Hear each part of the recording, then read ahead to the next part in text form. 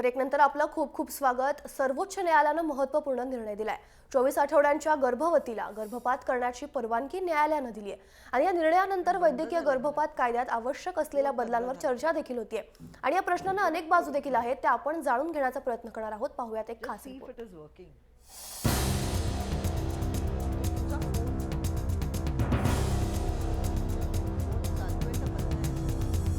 Supreme कोर्टानं ऐतिहासिक निर्णय दिलाय।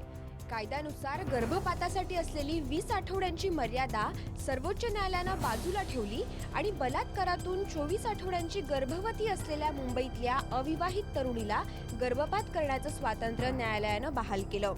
1971च्या वैद्यकीय गर्भपात कायद्यानुसार 20 आठवड्यांपर्यंतच गर्भपाताची परवानगी आहे। त्यामुळे सुप्रीम कोर्टाच्या निर्णयाचं वैद्यकीय क्षेत्रातून स्वागतच करण्यात आलंय।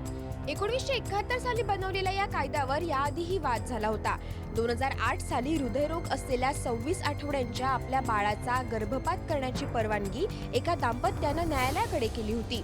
हायकोर्टानं तेव्हा परवानगी दिली नाही, पण त्यानिमित्तानं हा कायदा योग्य की अयोग्य या चर्चेला सुरुवात झाली। काय आहे वैद्यकीय गर्भपात कायदा? हा कायदा 1971 साली अस्तित्वात आला। यानुसार 20 आठवड्यांपर्यंतच गर्भपात होऊ शकतो। 20 आठवड्यांनंतर गर्भपात बेकायदेशीर समजला जातो। आईचा जीव वाचवण्यासाठी 20 ते 24 आठवड्यांपर्यंत गर्भपाताची तरतूद आहे। 2014 मध्ये कायद्यात सुधारणा करण्यासाठी आरोग्य मंत्रालयाकडून प्रस्तावही सादर केला गेला, पण अजूनही कायद्यात बदल केलेला नाहीये। अनेक वैद्यकीय तज्ञ हा कायदा बदलण्याची मागणी करतायत। जेव्हा हा कायदा बनवण्यात आला तेव्हापेक्षा आता तंत्रज्ञान फार पुढे गेलंय। आता 24 ते 30 आठवड्यांच्या गर्भात असलेले दोष स्पष्टपणे कळतात। त्यामुळे 20 आठवड्यांच्या आधीच गर्भपात करण्याची अट शिथिल करावी असा एक मतप्रवाह आहे। तसंच वैद्यकीय मार्गदर्शनाखाली 24 आठवड्यांच्या नंतरही गर्भपात केल्यास आईच्या जीवाला धोका नाही असं तज्ज्ञांचं म्हणणं आहे। तेव्हा किमान 30 आठवड्यांपर्यंत गर्भपाताची परवानगी असावी अशी मागणी होतीये। पण कायद्यात अशा प्रकारचा बदल केल्यास त्याचा गैरवापर होण्याची ही भीती केंद्र सरकारला वाटतेय। गर्भाचं लिंग हे 20 आठवड्यांनंतरच कळतं, त्यामुळे जन्मजात दोषांचं कारण पुढे करून स्त्रीगर्भाच्या हत्येचं प्रमाण वाढेल अशी भीतीही व्यक्त होतीये। त्यामुळे कायद्यात कुठलाही बदल करण्याआधी या दोन्ही बाजू समजून घेणं गरजेचं आहे। कायद्यात होणारा बदल हा कायमस्वरूपी असणार आहे, त्यामुळे या बदलाचा गैरवापर स्त्रीजन्म संपवण्यासाठी केला जाणार नाही, यासाठी कठोर उपाययोजना करण्याचीही गरज आहे। ब्युरो रिपोर्ट, जय महाराष्ट्र। 2015 मध्ये आयर्लंडमध्ये एका भारतीय महिलेचा वेळेवर गर्भपात न केल्यानं मृत्यू झाला होता। सविता हलपनवार असं त्या महिलेचं नाव। या घटनेमुळे गर्भपातावर जगभर परत एकदा चर्चा सुरू झाली। तर पाहूयात ही नेमकी घटना कशी घडली आहे ग्राफिक्सच्या माध्यमातून।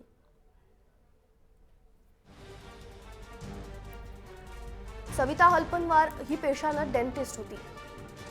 ती नवऱ्यासोबत आयर्लंडमध्ये राहायची। सविता 17 आठवड्यांची गर्भवती होती। आयर्लंडमध्ये गर्भपाताला कायदेशीर मान्यता नाहीये। गर्भपात वेळेवर न झाल्यामुळे सविताचा मृत्यू झाला।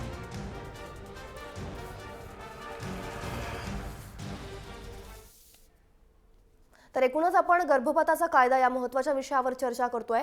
मला ॲडव्होकेट रचना अग्रवालजींना प्रश्न विचारायचा आहे की एकूणच जगभरातील गर्भपाताच्या कायद्याच्या काय तरतुदी आहेत किंवा सध्याची काय स्थिती आहे त्याविषयी आम्हाला जाणून घ्यायचं। जगभरात बघा, प्रत्येक ठिकाणचे कायदे हे वेगवेगळे असतात। आपण जर भारतातले आता कायदे, जेव्हा कायदा का बनतो तर जेव्हा कोणीही माणसं कायद्याचं उल्लंघन करतात किंवा कायद्यातल्या ज्या स्पष्टतांचा फायदा घेतात आणि तिथे माणसांना हानी होईल त्या ठिकाणी कायदा बनतो।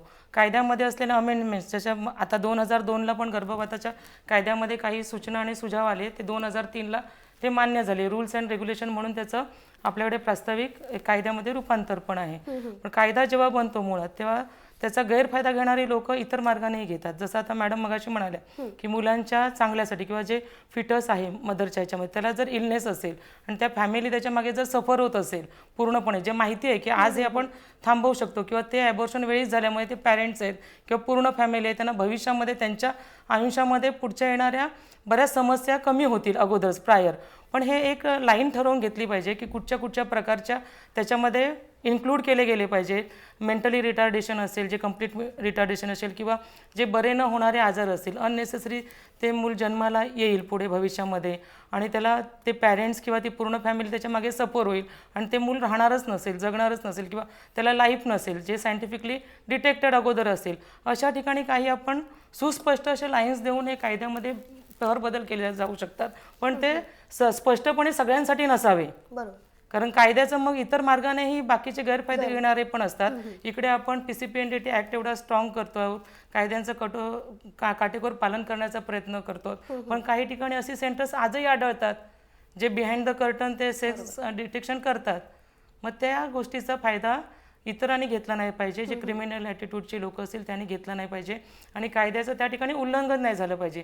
बदल हे हवे, बघा बदलाला कोणाचा विरोध असता कामा नये, पण त्या ठिकाणी स्पष्ट असा उल्लेख झाला पाहिजे की कोणकोणत्या क्रायटेरियासाठी ते बसू शकेल किंवा त्या ठिकाणी मुलाचं आणि त्या फॅमिलीचं, जिथे बाईच्या जीवितास धोका आहे तिथे आपण आजही त्यांना मान्यता देतोच आहोत. अशा प्रकारच्या ॲबॉर्शनला आपण कुठेही नाही म्हटलेलं नाहीये, पण भविष्यात जाऊन येणारं बाळाचं कुठेही आजच्या कायद्यामध्ये तरतूद नाहीये की त्या बाळाला काही असेल तर ते कसं असेल किंवा त्याला कितपत आपण मान्यता द्यायची, किती आठवड्यापर्यंत द्यायची. जर असं असेल आणि जर पब्लिक अवेअरनेस असेल की फर्स्ट जेव्हा कन्सिव्ह झालेली लेडी आहे तिने पहिल्या 3 महिन्यात जर त्यांचं सोनोग्राफी झाली तर तिला 20 आठवड्याच्या पुढे वाट बघायची गरजच नाहीये ना. पब्लिक अवेअरनेस महत्वाचा आहे याच्यामध्ये. कायद्यात बदल हवा, पण त्याचा दुष्परिणाम व्हायला नको किंवा कोणी गैरवापर करायला नको. मला डॉक्टर नंदिताजींना विचारायचं आहे की कायद्यात बदल हवा ही एक वेगळी बाजू आहे, दुसरी बाजूही आपण पाहिली पाहिजे की जर बदल झाला तर याचा परिणाम जो आहे तो स्त्रीलिंग निदान झालं तर त्यातून स्त्रियांचं जे बाळ आहे किंवा पोटात स्त्रियांना बाळण्याचं प्रमाण जे आहे ते वाढू शकतं, त्याचे दुष्परिणाम देखील होऊ शकतात. मग अशा वेळी काय करायला हवं?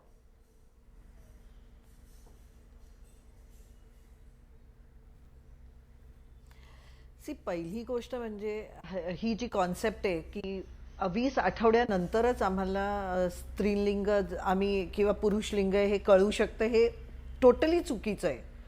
आजच्या सोनोग्राफी मशीन्सनी आम्हाला इवन 3.5 महिन्यात कळू शकतं की मुलगा आहे का मुलगी आहे. ओके, म्हणून हे सगळे प्रॉब्लेम्स अराईज झालेले आहेत आणि ह्या पेशंट्स येतात आणि अबॉर्शन करतात. आता एखाद्या डॉक्टरकडे दुसऱ्याकडे करू शकतात. त्यामुळे 20 आठवड्याचं वाढवलं आणि त्याच्यामुळे तो सेक्स सिलेक्शन वाढेल असं पर्सनली मला वाटत नाही. कारण जे सेक्स सिलेक्शन होतं आहे ते प्रॉबेबली ते लवकर करतात, आधीच करतात. तर आपल्याला ह्या अमेंडमेंटकडे वेगळ्या दृष्टीनेच बघायला पाहिजे. सेक्स सिलेक्शन बरोबर कनेक्ट करून उपयोग नाही ह्या अमेंडमेंटचा, कारण ते ऑलरेडी आधी होऊ शकतं. हे जे प्रॉब्लेम्स आपण डिटेक्ट करतो ते काही प्रॉब्लेम्स असतात जे 20 वीक्स नंतर येतात आणि त्याच्यासाठी हा अमेंडमेंट नेसेसरी आहे.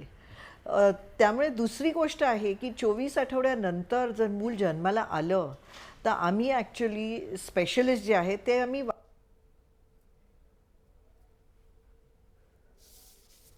खूप खूप धन्यवाद नंदिताजी, तुम्ही दिलेल्या या संपूर्ण माहितीसाठी. आपली चर्चा होत होती, महत्त्वाचा विषय होता गर्भपाताचा कायदा जो आहे तो लागू करण्यात येतोय किंवा त्याविषयीच्याच एकूण संपूर्ण गोष्टींवर आपण चर्चा केली. आपल्यासोबत डॉक्टर रचना अग्रवाल होत्या, आपण इथे आलात आणि खूप महत्त्वाच्या गोष्टींवर आपण चर्चा केली, त्यासाठी खूप खूप धन्यवाद. आपल्यासोबत डॉक्टर नंदिताजी देखील, त्यांना देखील खूप खूप धन्यवाद. तर यासह या विशेष कार्यक्रमात वेळ झाली इथेच थांबण्याची. तुम्ही पाहत राहा जय महाराष्ट्र, थेट अचूक बिनधास्त.